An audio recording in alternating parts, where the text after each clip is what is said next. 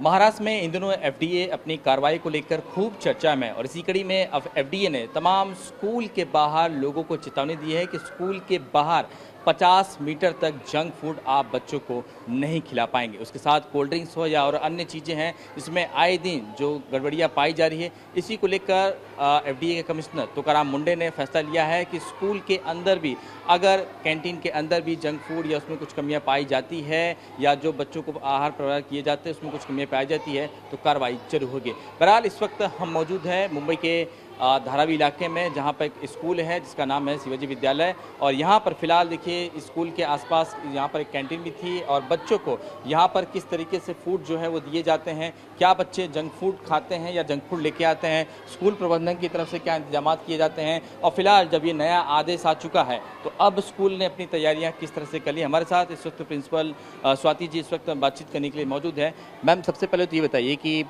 FDA ने कहा है कि स्कूल के 50 मीटर के बाहर आप जंक फूड नहीं बेच सकते हैं। स्कूल के कैंटीन में भी आप प्रॉपर तरीके से बच्चों को वही चीज़ें परोसिए जो उनकी सेहत से जुड़ा हुआ हो या उनकी सेहत को कोई नुकसान हो। आपके स्कूल में भी कैंटीन चलती है, कौन कौन से ऐसी चीज़ें हैं जो बेची जा रही थी अब तक जो बेची जाती है अब फिलहाल अब आगे नहीं बेची जाएगी?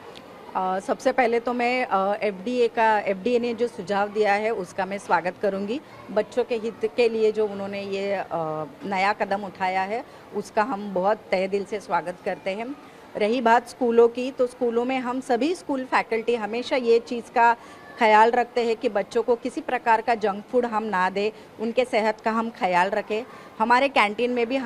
पहले हम जंक फूड दिया करते थे बट अभी हमने वो टोटली स्टॉप कर दिया है। इनफैक्ट हमने भी अभी नया कदम उठाया है कि हम हमारे स्कूलों में मंडे टू फ्राइडे हम लोगों ने बच्चों को अलग अलग डेज डिस्ट्रीब्यूट किए हैं, जिसमें वो एक दिन प्रॉपर वेजिटेबल्स लाते हैं, एक दिन प्रॉपर फ्रूट्स लाते हैं, एक दिन वो चपाती और भाजी लाते हैं। तो इस प्रकार का उपक्रम हमने भी चालू कर दिया है और बच्चे भी और पेरेंट्स भी हमें इसे बहुत अच्छी तरीके से सपोर्ट कर रहे हैं। जब हम बातें करते हैं नए आदेश आए नए कानून, लेकिन बच्चे सुनते नहीं हैं, वो छोटे बच्चे खासतौर पर जंक फूड की तरफ ज़्यादा आकर्षित है, आइसक्रीम हो या बाहर की जो चीज़ें मिलती है वो कंट्रोल करना कितना आपके लिए डिफिकल्ट है, क्योंकि बहुत सारे छोटे बच्चे आपके स्कूल में हम देख रहे हैं? सही सवाल पूछा है। स्टार्टिंग में हमें बहुत सारे चैलेंजेस आए बच्चों को ये सारी चीज़ें उनके दिमाग में डालने के लिए, लेकिन इसमें हमारे टीचर्स का सबसे इम्पोर्टेंट रोल है। उन्होंने टाइम टू टाइम सभी बच्चों को, अब ये हमारे यहाँ पे स्मार्ट टीवीज़ है तो स्मार्ट टीवी पे हम बच्चों को वीडियोस दिखाते हैं, उनको दिखाते हैं जंक फूड खाने से क्या नुकसान होता है, हमें क्या खाना चाहिए क्या नहीं खाना चाहिए। तो हमारे बच्चों ने भी इसे बहुत स्पीडली वाइब अप कर लिया है और अभी बच्चे भी 99% बच्चों में अभी वो बदलाव आ चुका है। मैम, क्या लेकिन जो पीटीए मीटिंग होती है, जो पेरेंट्स टीचर्स को बुलाया जाता है, जब आप लोग की कन्वर्सेशन होती है, तो क्या इसमें इस बात का जिक्र किया जाता है कि बच्चों के खाने पर भी ध्यान देना चाहिए कि बच्चे मौसम बदलते बीमार हो जाते हैं, अस्पतालों में भारी भीड़ लगनी शुरू हो जाती है? बराबर, पीटीए में हमारे हर एक पीटीए में हमारा ये टॉप प्रायोरिटी पे मुद्दा होता है बच्चों की सेहत, जहाँ पे हम पेरेंट्स को हमेशा बच्चों ने क्या खाना चाहिए, क्या हेल्दी खाना चाहिए, उनके लिए क्या न्यूट्रिशन है, बच्चों को क्या चाहिए वो ज़रूरी नहीं है, बच्चों के लिए क्या फ़ायदेमंद है वो हमेशा हम पीटीए के मीटिंग में पेरेंट्स को बताते हैं और पेरेंट्स भी अभी समझने लगे हैं और उसे फॉलो करने लगे हैं। मैम, स्कूल में तो मिड डे मील भी होगा, क्या वो भी मिलता है? हाँ, हमारे स्कूल में मिड डे मील भी प्रोवाइड होता है बच्चों को, जहाँ पे हेल्दी मिड डे मील बच्चों को रोज़ दाल चावल पुलाव कभी फ्रूट्स, ऐसे मिड डे मील में भी बच्चों को खाना आता है। कब कितने घंटे पहले बनाए जाते हैं और इसकी जो